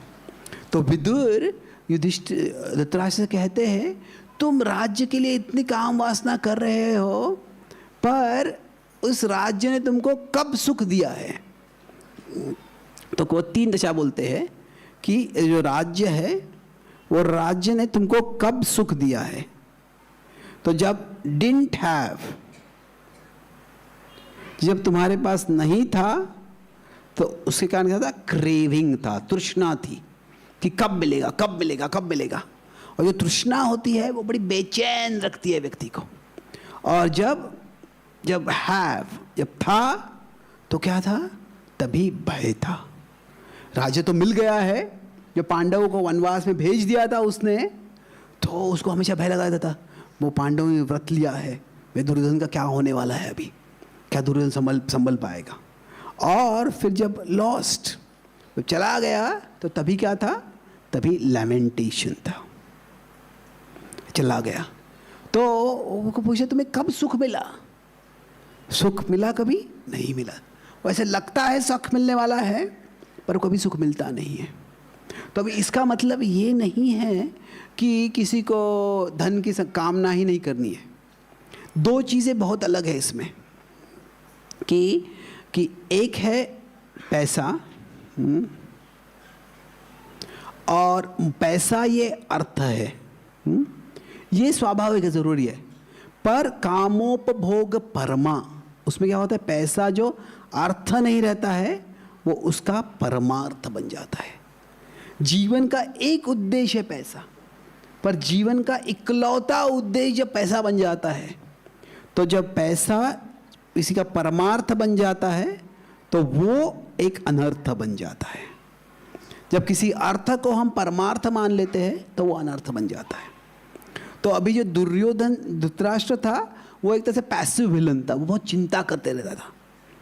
पर अभी जो दुर्योधन था वो उससे भी बड़ा था। उसका क्या भाव था? वो यहाँ पे भगवान बताते हैं कि काम इहंते काम भोगार्थम अन्यायेन अर्थ संचयान। अन्याय मतलब क्या है? कि वो अनैतिक कार्य करेगा, बुरे कार्य करेगा। क्यों? अर्थ संचयान। जो धृतराष्ट्र जो कल्पना करता था वह दुर्योधन कार्य करने लगता है। तो अभी यहाँ पे हम देखते हैं क्या विचार है। इदम अद्य मया लब्धम इमं प्राप्स्ये मनोरथम इदम अस्तीदम अपि मे भविष्यति पुनर्धनम। तो यहाँ पे बताया कि मैंने इतना पैसा प्राप्त कर लिया है, इदम अद्यम मया लब्धम, और ये मैं बाद में प्राप्त करूँगा। तो बहुत पैसे के सपने देख रहा है। और मैं तो ये तो सब देखते हैं ऐसे। क्या ये असुरी प्रवृत्ति हो गई है? एक तरह से कह सकते हैं, पर ये जो है भगवान इसके बारे में बोल रहे हैं। पहले पैसे के बारे में सपने देखना वो एक चीज़ है, पर वो सपने देखने के लिए उसके बाद में क्या करता है व्यक्ति। तो भी हर सब माता पिता चाहते हैं कि मेरा बच्चा जो है पढ़ाई में अच्छा है, पहला है। तो अगर वो बच्चा बिल्कुल पास होने में बहुत स्ट्रगल करता है और एक दिन घर में आता है, बोलता है मम्मी डैडी मैं पहला आ गया क्लास में। बहुत अच्छा, कैसे तुम आए पहला, क्या किया तुमने? है कि तुम्हारी इतनी इच्छा थी कि मैं पहला आ जाऊँ, तो मैंने क्या किया, मेरे टीचर के घर में चोरी करके क्वेश्चन पेपर पहले चुरा लिया और फिर पहले से सारे आंसर लर्न कर दिए, पहला आ गया मैं। तो फिर हम बोलेंगे कि इस तरह से पहला आना जो है वो वास्तव में, पहले हम सोचेंगे तुम कैसे व्यक्ति हो कि तुम ऐसा करने से सुखी हो रहे, ऐसे करने से गर्व कर रहे हो तुम। और तुम कैसे सोचते हो कि मैं किस प्रकार का व्यक्ति हूं कि इससे मैं सुखी हो जाऊंगा। तो एक है इच्छा होना, कोई भी इच्छा होना, पर वो इच्छा के लिए जो सीमाएं हैं, वो जब व्यक्ति वो कौन सी सीमाएं जो है, एथिकल बाउंड्रीज है, लीगल बाउंड्रीज है, वो सीमाओं का उल्लंघन जब करने लगता है वो, तो समस्या आती है। तो अभी अर्थ, पैसे के बारे में सपने देखना ये स्वाभाविक है एक तरह से, पर उसके लिए व्यक्ति क्या करता है वो अगले श्लोक में बोला गया है। पैसा चाहिए उसको, पर असौ मया हतः शत्रुर अरे इस शत्रु को मैंने मार डाला है अभी, हनिष्ये चापरानपि, उस शत्रु को भी मार डालूंगा। ईश्वरो अहम अहम भोगी, मैं ईश्वर हूं, मैं नियंत्रक हूं, मैं भोगी हूं, मैं आनंद कर रहा हूं। सिद्धो अहम बलवान सुखी, मैंने ये प्राप्त कर लिया, देखो मैं कितना शक्तिशाली हूं, अभी मैं सुखी बन गया हूं। तो अभी यहाँ पे क्या है, पैसा चाहना ये एक चीज़ है, पर पैसे के लिए किसी की जान ले लेना ये जो है बहुत ही घातक है। और न केवल जान ले रहा है, एक की जान ले ली है, उसके बाद दूसरों की जान लेने की योजना भी बना रहा है। और न केवल योजना बना रहा है, उसमें बड़ा आनंद ले रहा है, देखो मैं कितना बलवान हूँ, मैं कितना सिद्ध हूँ, मैं कितना सुखी हूँ। तो एक है ग्रीडी, पर दूसरा है मर्डरस। तो पैसा चाहना ये एक चीज़ है, पर पैसा जब चाहता है तो अभी मैंने इसको मार दिया, मैंने उसको मार दिया, मैं उसको भी मार डालूंगा। ये क्या था, ये दुर्योधन का सपना था। और जो इस प्रकार की वृत्ति है, तो जो असुरी प्रवृत्ति क्या है, दैवी और असुरी दोनों जो प्रवृत्ति के लोग होते हैं उनकी इच्छाएं होती हैं। अभी देवता भी स्वर्ग में भोग करते हैं, उनका ऐश्वर्य होता है, वहाँ पे धन संपत्ति होती है, वहाँ पे भी अप्सराएं होती है। पर जो है देवता जो कार्य करते हैं वो धर्म की सीमा के में कार्य करते हैं। जो असुर होते हैं वो सीमाओं के परे जाते हैं, सीमाओं की परवाह नहीं करते हैं। तो क्या है कि डिज़ायर जो है वो दोनों में होता है, दैवी हो या आसुरी हो, दोनों में डिज़ायर ज़रूर होता है। इच्छा जो है दोनों में है, पर फर्क ये है कि ये जो इच्छा के लिए जो नीति है, जो नैतिक मूल्य है, वो जो सीमाएं हैं, ये इच्छा इसके अंदर रहती है, यहाँ तक जाएगी पर इसके परे नहीं जाएगी। पर ये जो इच्छा है उसके बहुत परे चली जाती है। धर्म के नियमों का उल्लंघन करने में उसको कोई हिचकिचाहट भी नहीं होती है। जब रावण को पता चला कि सीता विवाहित है, तो उसके लिए वो सीता विवाहित है ये केवल एक इनकन्वीनियंस था। ठीक है, राम बीच में जाए, राम को बाजू कैसे करना चाहिए ताकि मैं सीता का अपहरण कर सकूं। तो अगर पुरुष स्त्री में आकर्षण है वो स्वाभाविक हो सकता है, पर अगर कोई व्यक्ति पहले विवाह हो गया है तो हाँ मुझ में आकर्षण है, पर किसी आकर्षण के लिए मैं किसी का घर तोड़ने वाला नहीं हूँ, किसी के आकर्षण के कारण मैं किसी पे ज़बरदस्ती नहीं करने वाला हूँ। तो वो क्या है, इच्छा होना ये असुरी प्रवृत्ति का लक्षण नहीं है, पर इच्छाओं की इतनी परवाह करना कि जो साधारण नीति धर्म कानून की सीमाएं हैं उसकी परवाह न करना, ये जो है वह असुरी प्रवृत्ति का लक्षण है। जैसे मैं बोला आई स्पेशलिस्ट, आई स्पेशलिस्ट मतलब क्या कि आई एंड माई डिज़ायर्स, मेरी जो इच्छाएं है वही सबसे महत्वपूर्ण है और समाज की सीमा है उसकी कोई परवाह ही नहीं है। तो ये जो है ये असुरी प्रवृत्ति का लक्षण है। और अब जो असुरी प्रवृत्ति के लोग होते हैं, वो कुछ लोग होते हैं वो असुरी होते हैं, पर और वो अपना असुरी का जो भाव है वो दिखाने में आनंद लेते हैं। वो कुछ ऐसे होते हैं, गुंडे होते हैं, वो गुंडे जैसे उनका वेश भी होता है, वो दिखने में खतरनाक दिखते हैं। पर कुछ ऐसे होते हैं वो उनका प्रवृत्ति असुरी होता है, पर वो दिखाना नहीं चाहते कि मैं असुरी हूँ। तो ऐसे जो असुरी प्रवृत्ति के लोग होते हैं वो सबसे खतरनाक होते हैं। तो वो कहते हैं आढ्यो अभिजन्वान अस्मि। तो जो असुरी प्रवृत्ति के लोग होते हैं वो अभी कोई गैंगस्टर है, कोई अंडरवर्ल्ड डॉन है, तो उसको सब भय उससे डरते हैं सब कुछ।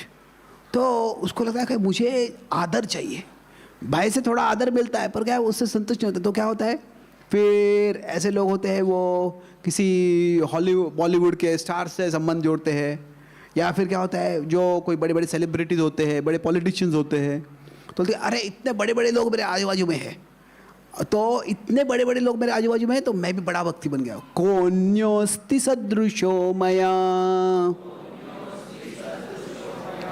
मेरे जैसा कौन है। और फिर क्या करते, यक्षे दास्यामि मोदिष्य, तो मैं अभी यज्ञ करूंगा, मैं दान दूंगा और उससे मैं आनंद लूंगा। क्या आनंद लूंगा कि अगर मैं दान दूंगा, मैं यज्ञ करूंगा, तो लोग सोचेंगे कि अरे ये तो बड़ा अच्छा व्यक्ति है ये।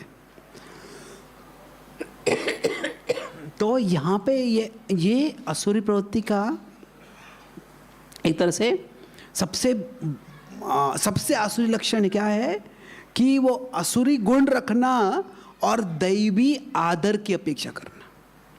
एक है असुरी गुण होना, दूसरा है असुरी गुण को पूरे एक दैवी नकाब में फंसा के रखना, और उससे क्या है, वह आदर प्राप्त करना। अभी रावण जब सीता का अपहरण करने आया तो उसने कौन सा नकाब लिया था? उसने एक संत का नकाब लिया था, उसने एक सेज का नकाब लिया था। तो ये क्या है, ये असुरत्व की भी पराकाष्ठ, ये बहुत ही नीचे स्तर है इसका। तो कुछ लोग दान भी देते हैं। दुर्योधन ने एक वैष्णव यज्ञ किया, दुर्योधन ने ब्राह्मणों को बहुत दान दिया। उसको विष्णु में बिल्कुल श्रद्धा नहीं थी, विष्णु की परवाह भी नहीं थी, पर क्या था, लोग से देखे मैं कितना ऐश्वर्यशाली हूँ, मैं कितना दानवीर हूँ, वह दिखाने के लिए वैसे करता था। तो असुरी प्रवृत्ति का लक्षण क्या है कि जो इंटरनल और एक्सटर्नल है पूरा ऑपोजिट है, जैसे है उसका बिल्कुल विपरीत दिखाना।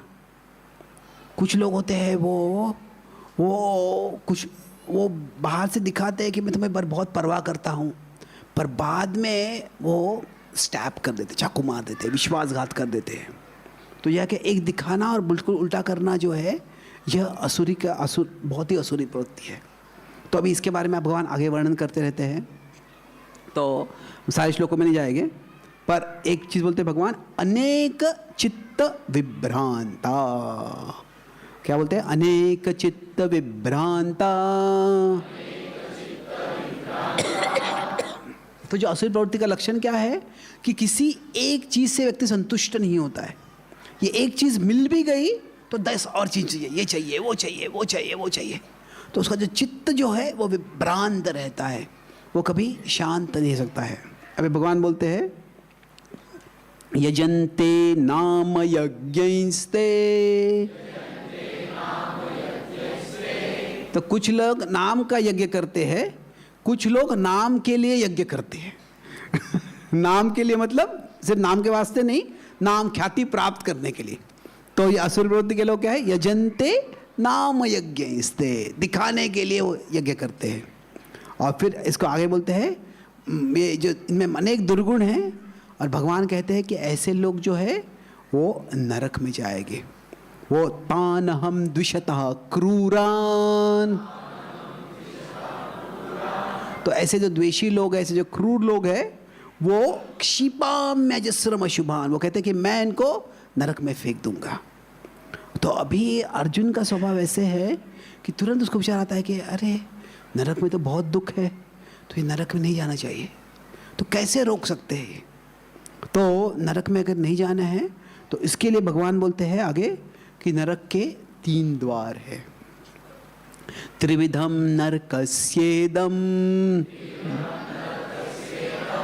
द्वारम नाशनमात्मनः।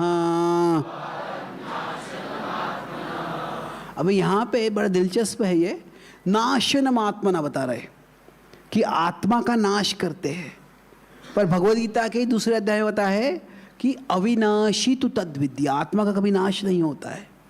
तो फिर यहाँ पे नाशनम आत्माना कैसे बताया जा रहा है? तो इसका मतलब है लिटरली नहीं है कि आत्मा का नाश होने वाला है, पर आत्मा के जो आध्यात्म की प्रवृत्ति है उसका पूरा नाश हो जाता है। कुछ लोग ऐसे होते हैं, उनको कुछ आत्मा नाम की कोई चीज़ है, आध्यात्म नाम की कोई चीज़ है, वो उनको समझ में ही नहीं आती है। पूरी जो आध्यात्मिक प्रवृत्ति है उसका पूरा विनाश हो जाता है। कोई बहुत लोभी व्यक्ति है, कोई बहुत कामुक व्यक्ति है, वो मंदिर में भी आएगा तो उसको मंदिर में भगवान दिखेंगे, पर उसको भगवान में कोई रुचि नहीं हो, क्या यहाँ पे पैसा कहाँ मिलेगा, तो चोरी कर सकता हूँ क्या, मैं ये कर सकता हूँ क्या, वो कर सकता हूँ क्या।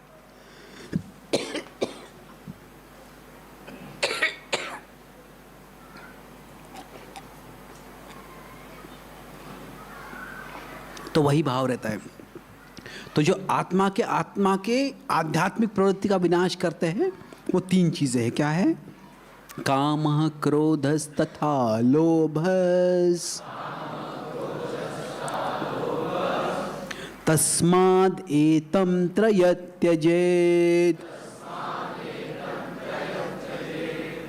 तो इसीलिए ये 3 चीजें ये नरक के द्वार है, ये आत्मा का विनाश करते हैं, इसीलिए इनको तीनों को त्याग दो। तो अभी इसके एक तरह से 2 अर्थ है कि अगर ये पृथ्वी है और यहाँ पे नीचे नरक है, तो कोई व्यक्ति यहाँ पे है तो यहाँ से ऐसे कभी कोई रास्ता होता है, कोई रास्ते में जा रहा है तो कभी रास्ते में खड्डा होता है, तो क्या होता है, रास्ते में खड्डा होगा तो व्यक्ति नीचे गिर जाएगा। तो क्या है कि मान लीजिए रास्ते में कोई दरवाज़ा है, ये दरवाज़ा खुलेगा तो आगे जाएगा वो, तो ये रास्ते में ये जो डोर्स है ये हमको खोलने हैं।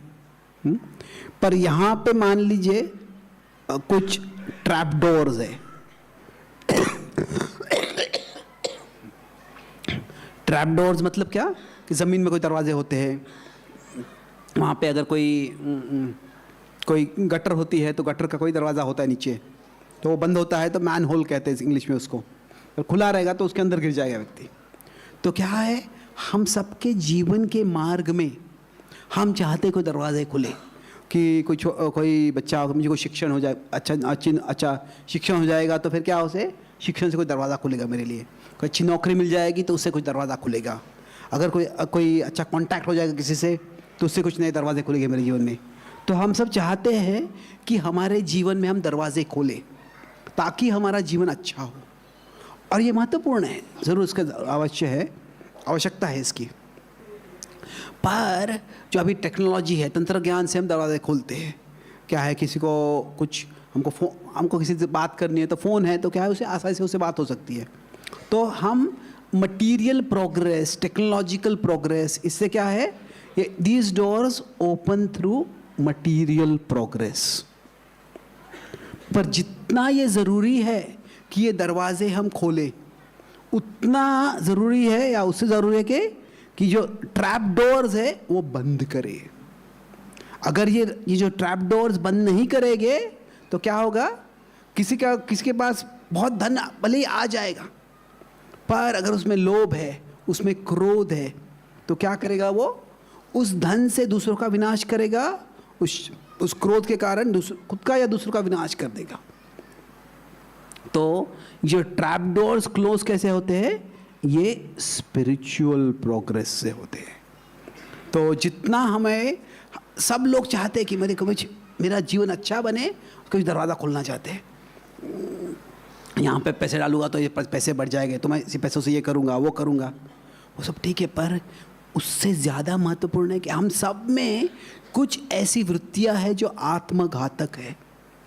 गुस्सा हो सकता है, लोभ हो सकता है, ईर्ष्या हो सकती है, और ये जो आत्मघातक वृत्तियाँ जो होती है, वो उसका दरवाज़ा अगर हम बंद नहीं कर पाएंगे तो क्या होगा, हम खुद ही विनाश की ओर चले जाएंगे। तो एक है कि नरक नाम की दूसरी जगह है, दूसरा जगत है वो, और एक जगत में भी ऐसे नरक नाम की जगह है।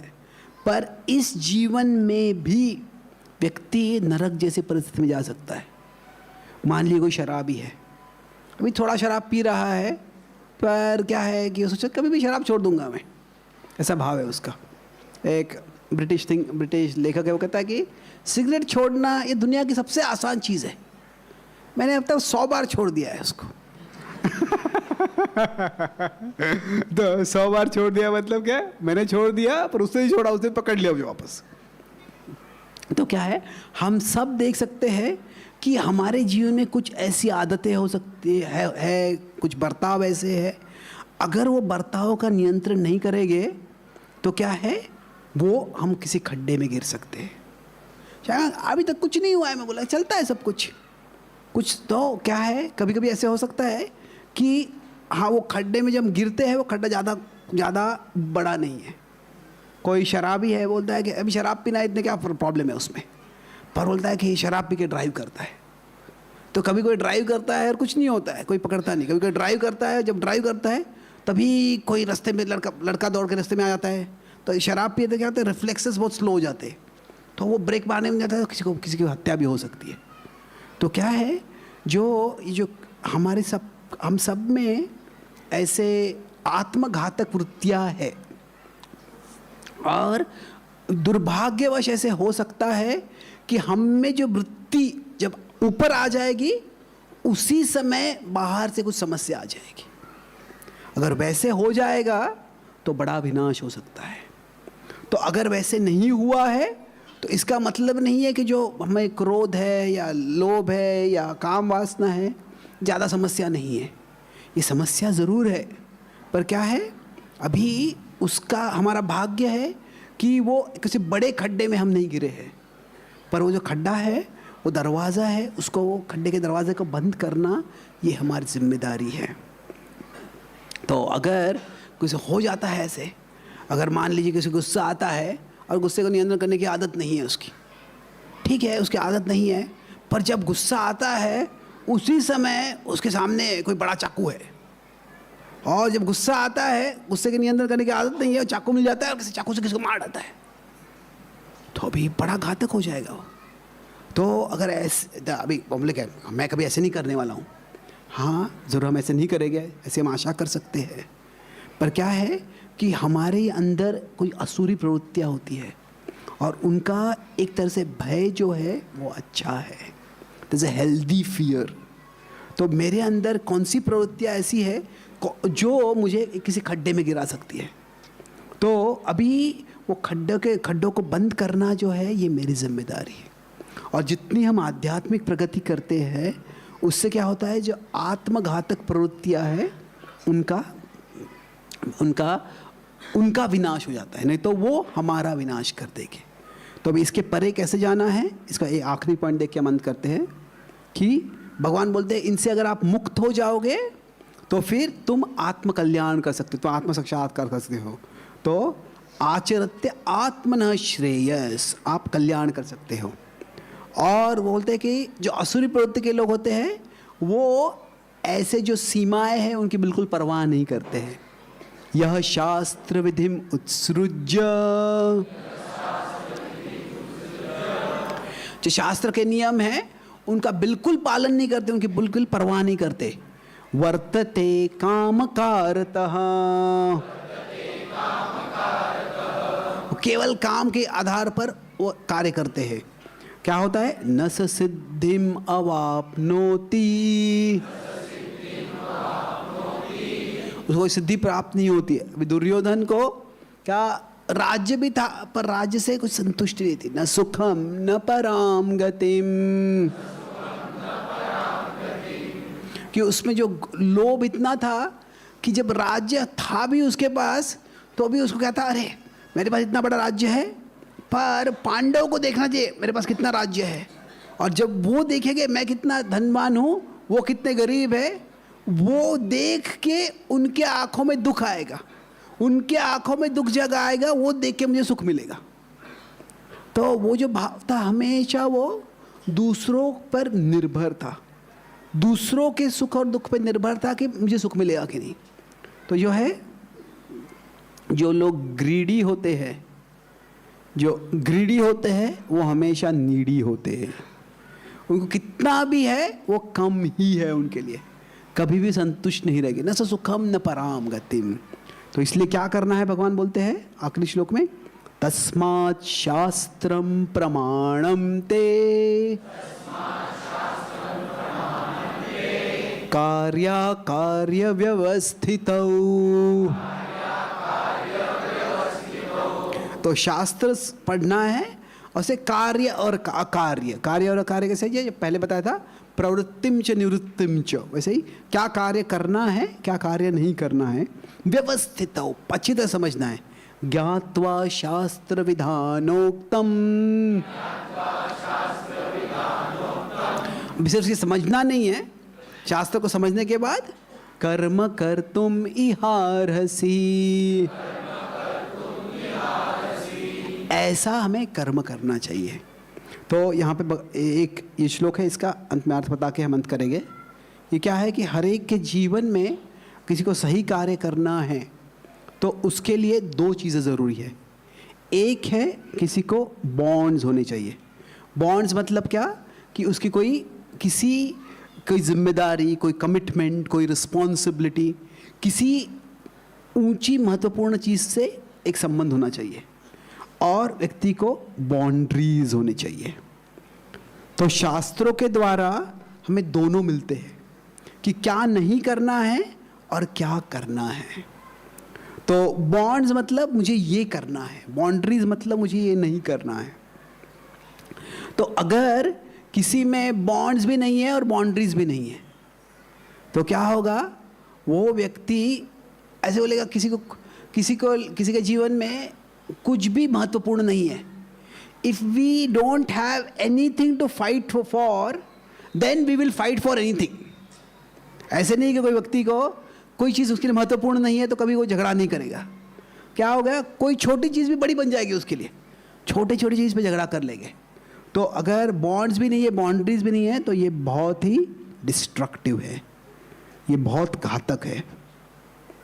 अगर किसी में बॉन्ड्स है पर बाउंड्रीज नहीं है, किसी को लगता है कि अरे मुझे बहुत जिम्मेदार जीवन जीना है, मुझे कोई व्यसन में नहीं फंसना है, तो पर वो बॉन्ड्स है, मुझे मेरे परिवार की देखभाल करनी है, मुझे भक्ति करनी है, पर अगर वो सीमाएं नहीं रखता है उसके जीवन में तो क्या होगा, वो हमेशा डेंजरस परिस्थिति में।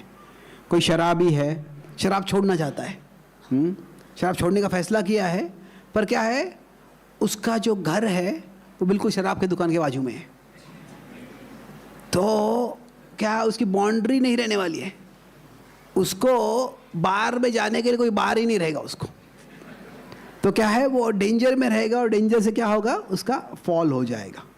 तो केवल बॉन्ड्स है, चाहता भी है कि मैं ये नहीं करूँगा, पर वो नहीं कर पाएगा उसको। तो जो बिल्कुल बॉन्ड्स भी नहीं है, बाउंड्रीज भी नहीं है, उसका वर्णन इस अध्याय में आता है। खास करके ये जो 16वें अध्याय के जो श्लोक है 11 से 18, उसमें असुरी प्रवृत्ति जो है, बॉन्ड्स है पर बाउंड्रीज नहीं, सॉरी बॉन्ड्स भी नहीं है, बाउंड्रीज भी नहीं है। अगर किसी में बॉन्ड्स है, किसी को चाहता है कि वो कुछ अच्छा कार्य करे, पर उसमें बाउंड्रीज नहीं है, तो इसका वर्णन आता है 259 और 60 में कि यततो यपि कौन्तेय पुरुषस्य विपश्चितः, कि वास्तव में वो व्यक्ति जो है, सॉरी यहाँ ये जो है इसका वर्णन थोड़ा अलग है, ये इसका जो वर्णन है बॉन्ड्स है और पर बाउंड्रीज नहीं है, जो कोई सही कार्य करना चाहता है पर उसके जीवन में अपनी सीमाएं नहीं रखता है वो, तो फिर क्या होगा, वो व्यक्ति कभी भी फेंका जाएगा। इसका 267 में वर्णन आता है। तो मान लीजिए कोई अच्छे नाव में है पर वो चौकन्ना नहीं है, कहीं तूफान आ रहा है, नाव से तूफान से बच सकता है, पर अगर तूफान के बारे में चौकन्ना नहीं है तो क्या होगा, कभी भी तूफान आ जाएगा और नाव से फेंका जाएगा या नाव के साथ फेंका जाएगा। तो इसीलिए हमको सीमा रखना हमारे जीवन में ज़रूरी है। तो प्रभुपाद जी ने हमको जप करने को बोला है, पर उसके साथ 4 नियम भी दिए है। तो जप है वो क्या है, हमारे बॉन्ड्स है, और जो 4 नियम जो है वो बाउंड्रीज है। अगर केवल बाउंड्रीज है और बॉन्ड्स नहीं है तो क्या होगा, उससे सफोकेशन हो जाएगा, ये नहीं करना है, ये नहीं करना है, क्यों नहीं करना है, वो भाव आ जाएगा।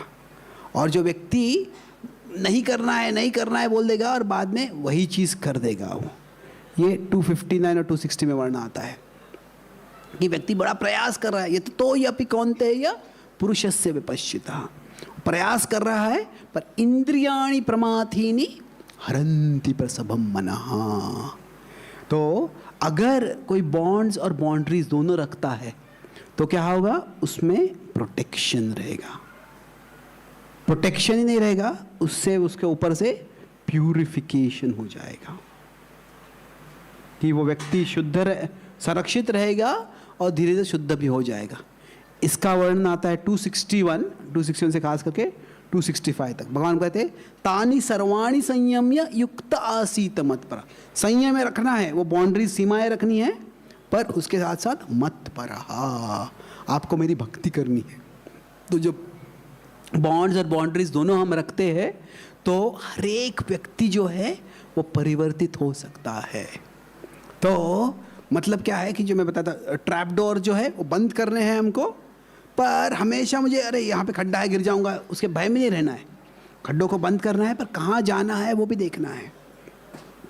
तो अगर हम ये दोनों रखते हैं, जो शास्त्र में बताया कि सत्संग में रखो और दुस्संग से दूर रहो, तो वो दोनों अगर हम करते हैं, बॉन्ड्स और बाउंड्रीज रखते हैं, तो हर एक व्यक्ति जो है ज़रूर जिस भी परिस्थिति में है उससे वो परिवर्तित हो सकता है। यही शास्त्रों का, यही भगवान का आश्वासन है, और यही भगवान का इस श्लोक, इस जो 16वां अध्याय है उसका निष्कर्ष है। तो सारांश में ने आज 16वें अध्याय के बारे में चर्चा की। तो उसमें चैप्टर 16 का जो ओवरव्यू देखा, उसमें सबसे पहला पॉइंट हमने देखा कि किस तरह से कैसे जो असुरी प्रवृत्ति और दैवी प्रवृत्ति के लक्षण हैं। तो दैवी प्रवृत्ति के लक्षण में हमने देखा, पहला अभय देखा। अभय क्यों महत्वपूर्ण है कि it is the door to all virtues.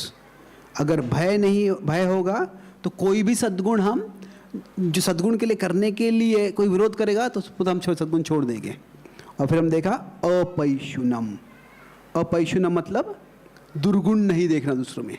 हमें हमारे जीवन में किसको देखना है? हमें विलन को देखना है। विलन को देखेंगे तो हम हीरो को नहीं ढूंढ पाएंगे। जो अल्टीमेट हीरो जो है देव है, भगवान परम पुरुषोत्तम, उनको ढूंढ नहीं पाएंगे। तो दोष नहीं देखना। मैंने कहानी बताई, वो नाव आ रही थी और बोला कि नाव पे चिल्ला रहा था, वो नाव में कोई था ही नहीं। तो हमें दोष नहीं देखना है, जो समस्या है उसका सामना करना है। और फिर असुरी प्रवृत्ति के जो लक्षण थे उसमें हम देखा क्या है कि सबसे पहले बताते हैं कि क्या करना है क्या नहीं करना है, उसके वो सब आई स्पेशलिस्ट है। आई स्पेशलिस्ट मतलब मेरी इच्छा यही महत्वपूर्ण है और कुछ और महत्वपूर्ण नहीं है। 16.7 बताते हैं कि प्रवृत्ति निवृत्ति उसका कोई भाव नहीं है, कोई परवाह नहीं है। और क्यों हम देखा कि हम सब जो है किसी परिस्थिति में होते हैं, कुछ लेते हैं तो हमें कुछ देना होता है, पर वो मैं कहाँ हूँ उसकी परवाह ही नहीं है। तो इसका कारण क्या है? एक तरह से जो है वो है नास्तिकता है, जो एथीज़म है कि कोई भगवान नहीं है, कोई भगवान का भय नहीं है। तो ऐसे व्यक्ति का भय बहुत ज़रूरी है। तो क्या है कि वो व्यक्ति बड़ा विनाश कर सकता है। फिर उसके बाद में हमने उसके अनस्पोकन एग्जाम्पल्स देखे। भगवान नाम लिए बिना उदाहरण देते हैं। तो मैं देखा कि जो कैसे होता है कि जो असुरी प्रवृत्ति के लोग होते हैं, आई स्पेशलिस्ट पे दो प्रकार के होते हैं। कुछ होते हैं जो नार्सिसिस्ट होते हैं और कुछ सोशियोपैथ या साइकोपैथ होते हैं। तो खुद दूसरों का परवाह न करना, दूसरों के दुख देने में आनंद लेना।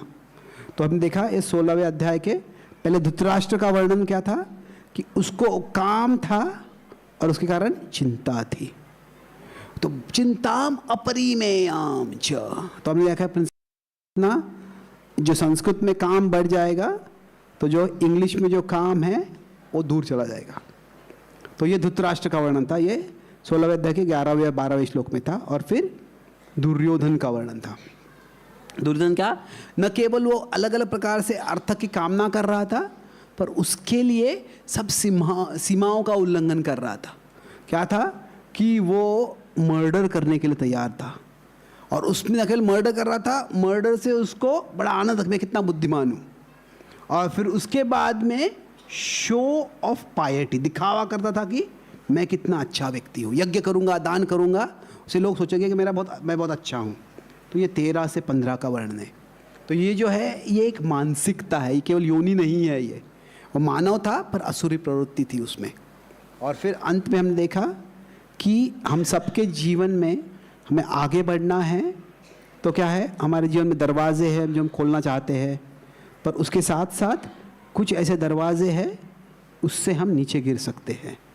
तो ये डोर्स जो है उसको ओपन करना है, पर ये जो डोर्स है इनको ट्रैप डोर्स है, इनको क्या करना है, हमें क्लोज करना है।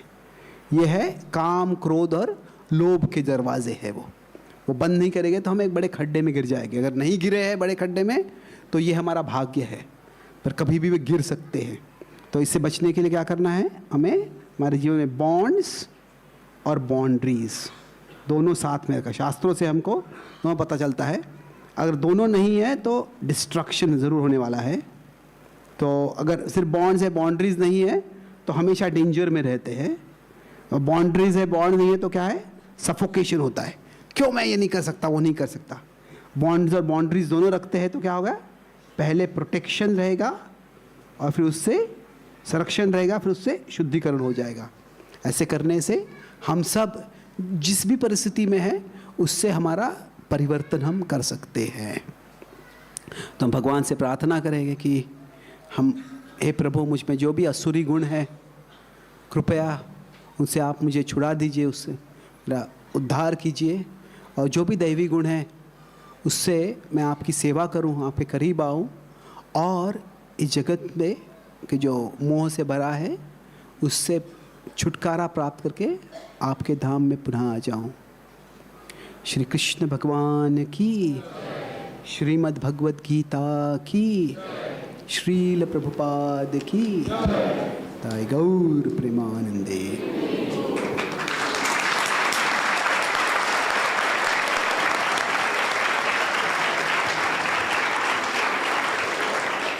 हिज ग्रेस चैतन्य चरण प्रभु की। तो प्रभु जी ने बहुत महत्वपूर्ण मुद्दा कंक्लूजन में